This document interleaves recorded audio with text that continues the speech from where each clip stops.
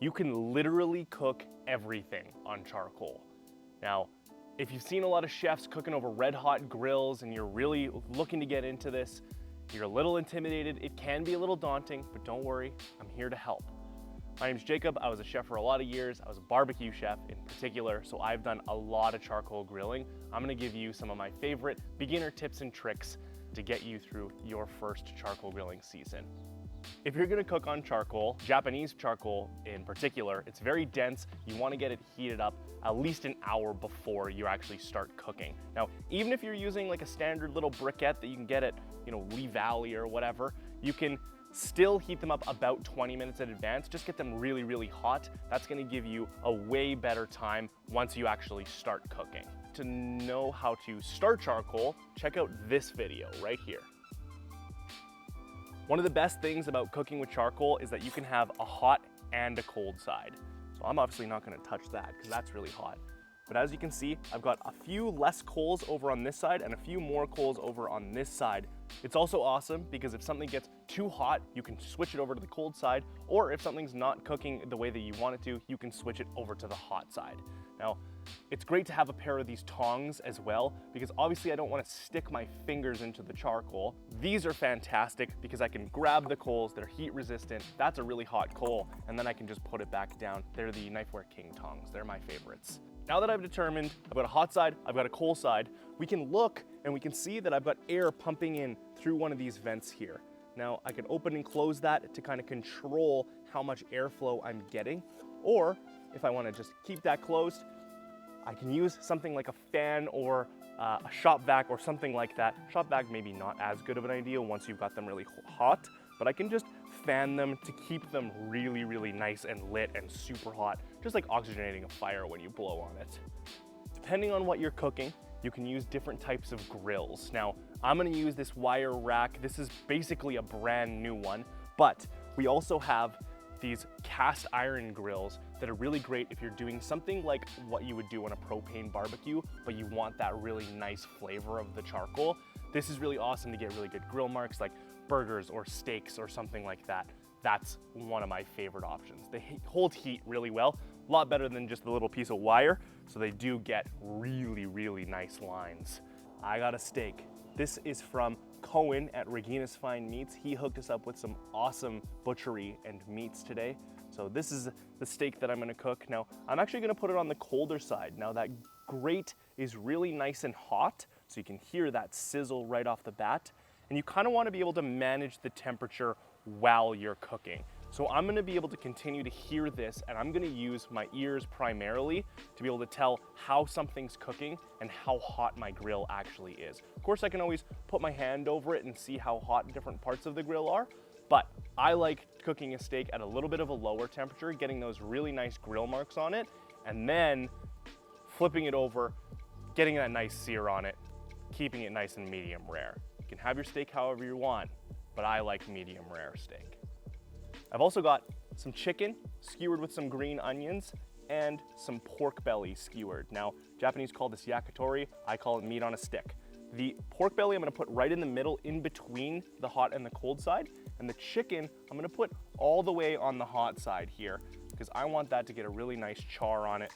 I've got just a regular skewer just full of chicken there, and I'm just gonna let that go for a second. I'm gonna give it a little fan here. See if I can get that nice and ripping here. Maybe get a couple more skewers on.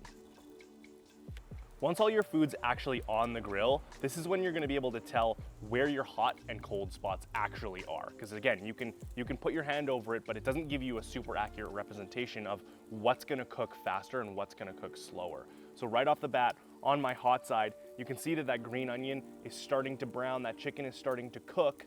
Now the steak has been on for a little bit longer, but it's on the colder side, and you'll be able to see that it is starting to grill up really nicely, and it's very smoky. So I'm gonna keep that on that low side for just another minute or two. If you're starting to realize that things are too hot, feel free to grab yourself a bucket of water or something like that and take a couple of coals out. If you overload your grill with charcoal, a lot of the times you can just burn stuff because you're way, way too hot. If you've got like a full mound of charcoal in here, I like to keep mine fairly low in terms of the actual level of charcoals that I'm using, because that means I have a little bit more control, a little bit more time, and a little bit more leeway when it comes to, oh, well, I don't want to burn something, right? If you have some really high fat meats, something like chicken skin, for example, or even that pork belly, you want to keep it away from the really, really high heat so that you don't cause a grease fire. You don't really want things to flare up when you're cooking over charcoal, because if you all of a sudden have a big fire in your grill, then you're cooking over fire, not cooking over coals anymore. The steak is definitely done on the one side now, and my pork belly is sticking to it. So I'm gonna give that a flip over. Look at that beautiful, beautiful char on there. And that is really, really nice, and I can tell just by poking it to kind of tell how the doneness is, right? So if you don't know how to do that, there's the palm trick. You have different donenesses of meat depending on which finger you hold your thumb to, and then you can just poke that big piece of meat right in your thumb there. So that would be closer to well done, and that would be closer to medium, medium rare. And the more you go, the closer to well it gets, right? So it'll just get a little bit harder every time. If you're in Calgary and you are looking for a great place to get some meats like we always are, Regina's Fine Meats in Crossroads Farmers Market here in Calgary, like I said, they hooked us up with what we've got grilling here today. They're awesome. Cohen knows so much about meat. As a guy who appreciates people who know a lot about meat, that steak looks phenomenal. I'm so excited to shove that in my mouth later. As you can see, Nathan and I didn't buy any vegetables because we're the meat guys. There is no vegetables to be seen on this entire grill right now. But if you do want to do some vegetables, a little bit of corn on the cob is fantastic. Over charcoal, it gets that nice charcoaly flavor. My personal favorite, grill a half a lemon, well, both halves of the lemon, and some broccolini as well over your charcoal. Get a nice char on them, and then squeeze that burnt lemon in with a little bit of salt. Almost toss that like a salad. It's not a salad, but that is absolutely delightful. Look at that char. That's that pork belly we were cooking. So obviously it cooked a little bit faster than the other things, but damn, that's gonna be delicious. Yeah, so as you can see, right in here, the skewers started to burn. Luckily, we didn't burn them all the way through. We just burnt them a little bit. Now, we didn't soak our skewers, which was dumb. Definitely soak your skewers, or else they're gonna burn and they're gonna fall apart, and then you're gonna be having a hell of a time trying to get them off of the grill. The reason I got such an awesome sear on this steak is because I put it to bed before I started cooking it.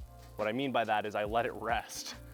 What I did is I put the salt and pepper on it, chucked it on the counter, put it on both sides, and then just let it warm up. And then once I started cooking it, all that fat just cooked down really quickly because it was already room temperature when I started cooking it. You also want to rest it once you're done cooking it.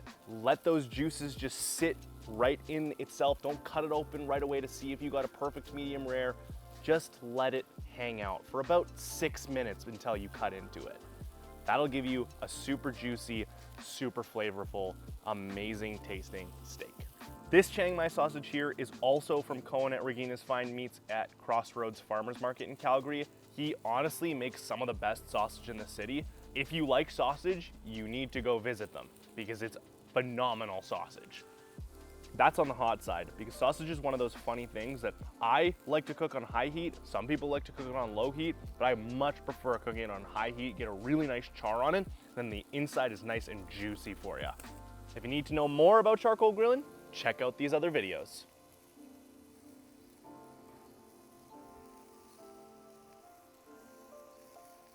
That's some bird of beef. All right, Jacob, you get the first bite. Woo! Whoop. Look at that. That's delicious. Absolutely delightful. Oh, give me that. Give me that. Oh.